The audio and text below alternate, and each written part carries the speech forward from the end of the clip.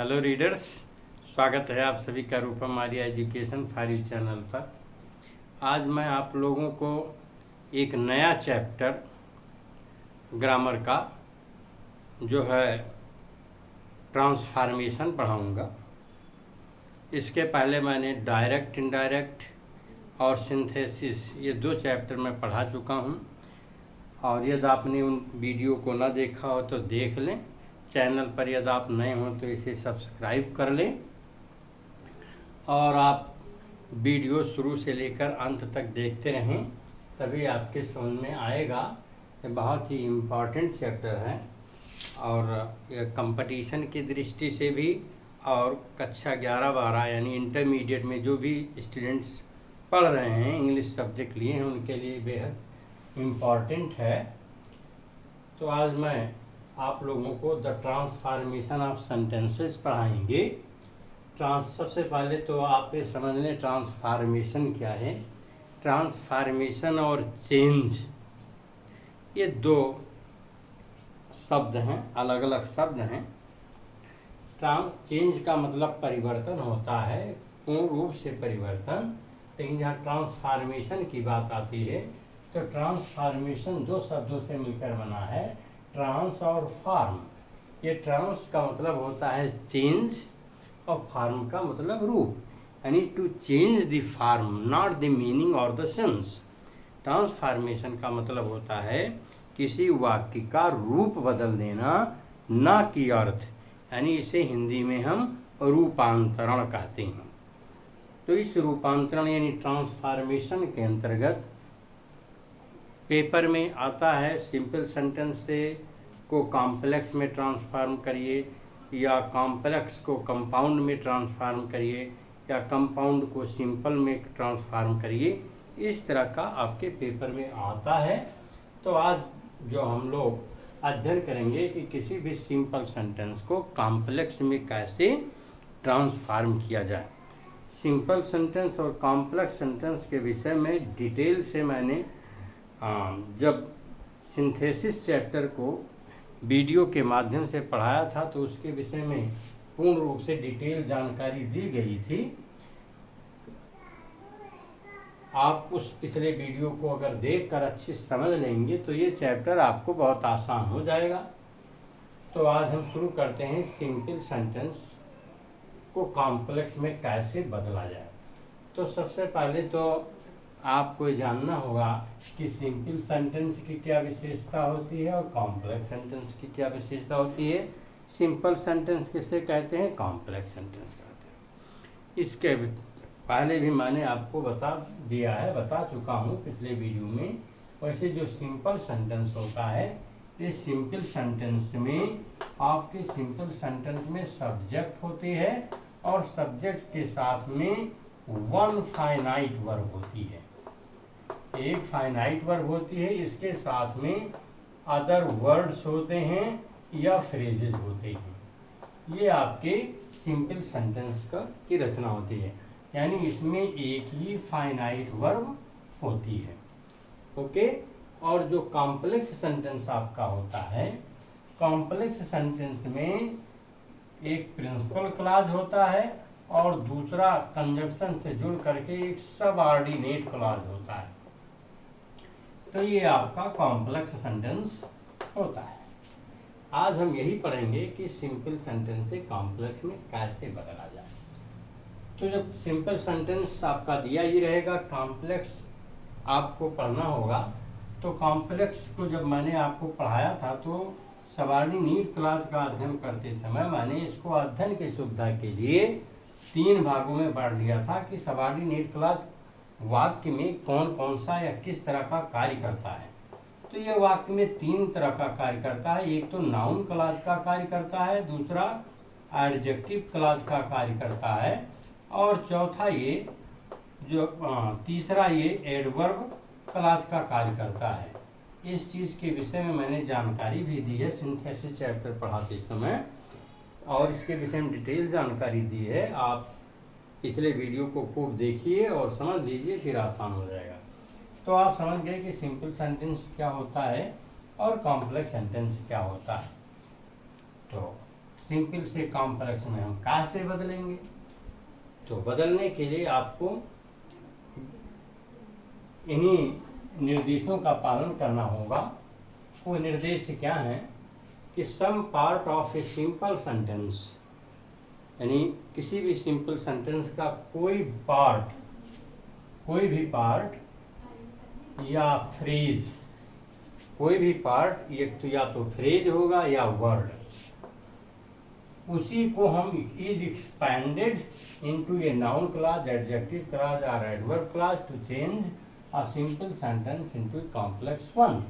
यानी किसी simple sentence के किसी फ्रेज को अथवा किसी शब्द विशेष को एक्सपैंड करके हम उसको नाउन क्लॉज, एडजेक्टिव क्लॉज अथवा एडवर्ब क्लॉज में करके सिंपल सेंटेंस को कॉम्प्लेक्स में चेंज कर देते हैं।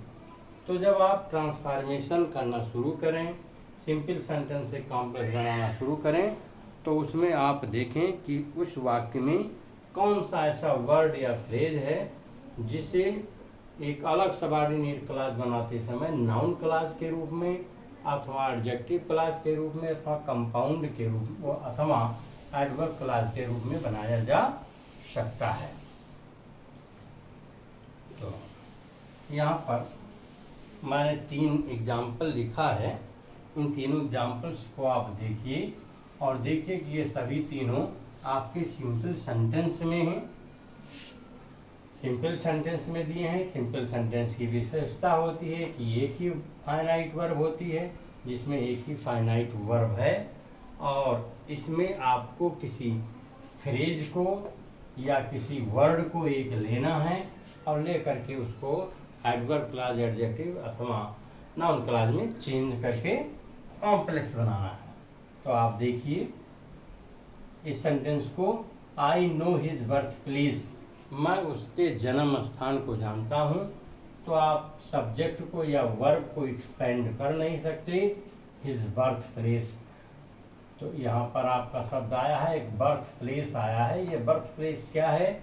मोर देन वन वर्ड है, इसलिए इसको हम क्या कहेंगे? इसको हम फ्रेज कहेंगे। जो बर्थ प्लेस की अगर हम एक्सप्लेन करते हैं, तो बर्थ प्लेस की अगर हम एक्सप्लेन करें तो birth place is equal to क्या होता है? व्हेयर वन इज बॉर्न या where one was born. Okay, is born को छोड़िए, ये यहाँ पर वाज ज़्यादा उचित है क्योंकि जन्म यानी पास्ट में चला जाता है। तो बर्थ प्लेस उसी को कहते हैं व्हेयर वन वाज बॉर्न, जहाँ पर कोई पैदा होता है उसी को हम बर्थ प्लेस कहते हैं। तो ऐसी स्थिति में अगर आपका ये फ्रेज बर्थ प्लेस है, इसको अगर हम एक्सप्लेन कर दें, इसको यूं चेंज कर दें, इसको एक्सपेंड कर दें और इस तरह एक्सपेंड कर दें कि इसका अपना सब्जेक्ट भी हो और इसका अपना वर्ब भी हो, यानी सब्जेक्ट के साथ साथ एक फाइनाइट वर्ब हो और साथ साथ में एक कंजक्शन भी हो जो सबऑर्डिनेटिंग कंजक्शन हो। तो अगर इस वाक्य का यानी पहले वाक्य का हम कॉम्प्लेक्स सेंटेंस में अगर हम इसको चेंज करते हैं तो हमारा कॉम्प्लेक्स सेंटेंस बनता है I know the place. I know the place अगर आप लिखना चाहें तो लिख सकते हैं, या अगर आप प्लेस ना लिखें तो आप सीधा केवल यूं लिख सकते हैं, I know where he was born. या देखिए हिज बर्थ प्लेस है, तो हिज बर्थ प्लेस का मतलब होता है अगर आप वन कोई अनिश्चित सब्जेक्ट होता है और अगर इसको निश्चित सब्जेक्ट बना दें तो ही हो जाता है। ओके, तो आपका क्या बन गया? ये कॉम्प्लेक्स सेंटेंस बन गया, सिंपल से कॉम्प्लेक्स। जब मैंने जो आपका फ्रेज था सिंपल सेंटेंस का उससे एक्सपैंड कर दिया तो आपका बना I know where he was born, मैं जानता हूँ वो कहाँ पैदा हुआ था। ओके, अगर इस वाक्य को देखें तो इसमें क्या ये कौन सा क्लास बना है, नाउन क्लास बना या एडजेक्टिव क्लास या एडवर्ब क्लास। तो अगर इसको हम देखें तो ये आपका जो है नाउन क्लास बना है। कैसे नाउन क्लास बना है, देखिए ये आपका पूरा प्रिंसिपल क्लास है, क्योंकि इसका अपना सब्जेक्ट है और इसका अपना वर्ब है।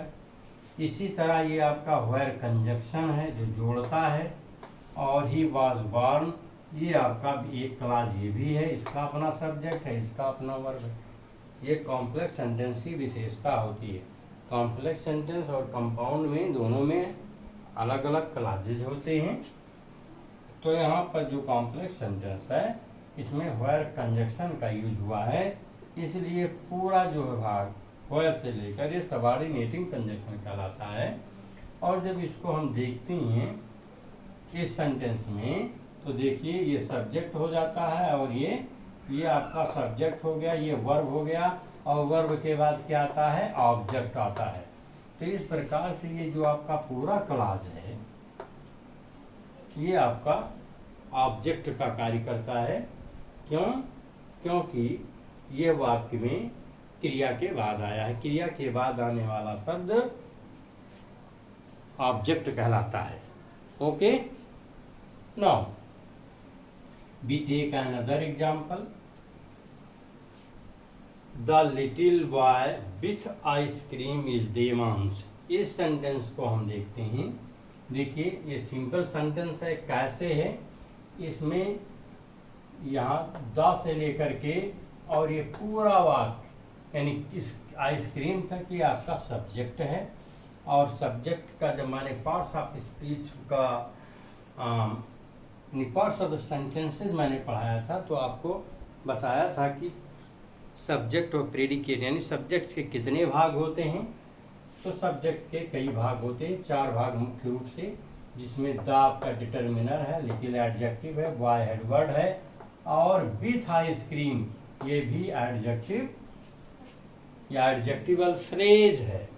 ये एडजेक्टिवल फ्रेज है, यानी एडजेक्टिव अथवा एडजेक्टिवल फ्रेज वह शब्द होते हैं जो किसी नाउन को या प्रोनाउन को सॉर्ट आउट करने में या पहचानने में मदद करते हैं। तो इसी सेंटेंस को मुझे कॉम्प्लेक्स सेंटेंस में चेंज करना है। ये सिंपल है क्योंकि इसका एक ही फाइनाइट वर्ब है। तो आप देखें कि इसमें द लिटिल बॉय, आपको देवांश को पहचानना है। मान लीजिए कई लिटिल बॉय हैं साथ में, और आपको उसमें देवांश को पहचानना है। तो कैसे पहचानेंगे, क्योंकि लिटिल कई हैं। तब फिर हम उसकी अगली किसी विशेषता पर चलेंगे कि और क्या विशेषता है उसकी जिसे पहचानना है। तो उसमें विथ आइसक्रीम यानी आइसक्रीम के साथ में, अर्थात क्या होता है, इसका मतलब होता है कि हु हैज आइसक्रीम।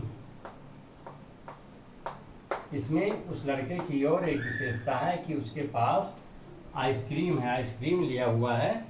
देखिए ये विथ आइसक्रीम, इसी फ्रेज को मैंने एक्सपैंड कर दिया है, और जो एक्सपैंड मैंने किया वो ये है आपका हु हैज आइसक्रीम।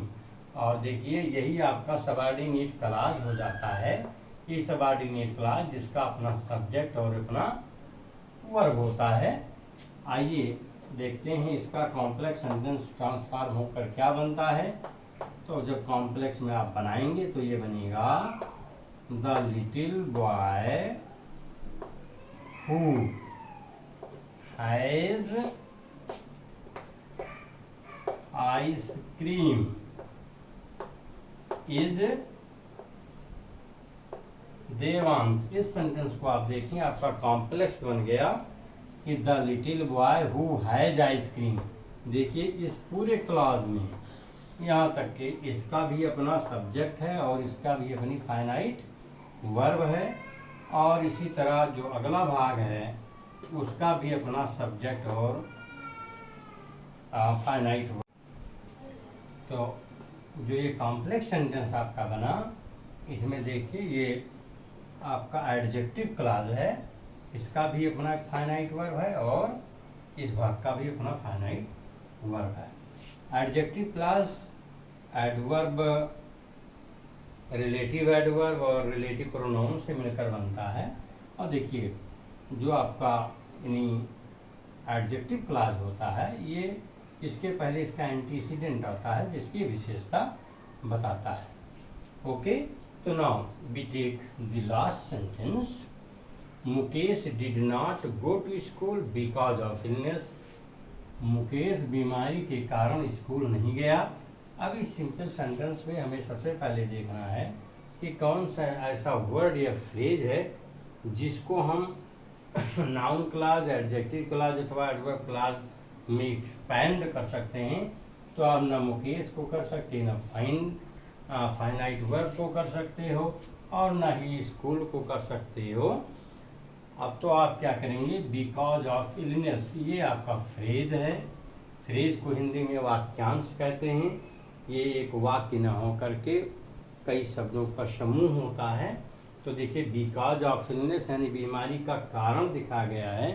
तो जो कारण होता है वो एडवर्ब ऑफ रीजन कहलाता है। उस एडवर्ब ऑफ रीजन शो करता है और वो एडवर्ब का एक प्रकार है। तो जब आपने एडवर्ब क्लॉज पढ़ा पिछले वीडियो में तो उसके विषय में एडवर्ब क्लॉज ऑफ रीजन के विषय में आपको जानकारी दी गई थी। तो जब आप बिकॉज ऑफ इलनेस को हम एक्सपैंड करेंगे एडवर्ब क्लॉज के रूप में, तो आप इसको जब एक्सपैंड करेंगे तो ये आपका बनेगा, क्योंकि आपको एक सबऑर्डिनेट क्लॉज बनाना है जिसका सब्जेक्ट वर्ब भी होना चाहिए। तो बिकॉज आपका कंजक्शन हो जाएगा और बिकॉज फिर subject, because he was ill. ये देखिए, बिकॉज ऑफ इलनेस, इस फ्रेज को मैंने एक्सपैंड कर दिया क्लॉज के रूप में, एडवर्ब क्लॉज के रूप में इसको एक्सपैंड कर दिया, इसको एक्सप्लेन कर दिया। इसी को आप प्रिंसिपल क्लॉज के साथ में जोड़ देंगे, बस आपका कॉम्प्लेक्स सेंटेंस तैयार हो जाएगा। तो now see how I transform it into complex sentence. तो Mukesh did not go to school, ये देखिए आपका पूरा प्रिंसिपल क्लॉज है। और जो आपका फ्रेज है ये रीजन शो करता है, इसको मैंने एक्सपैंड कर दिया एडवर्ब शो यानी रीजन शोइंग कंजक्शन में।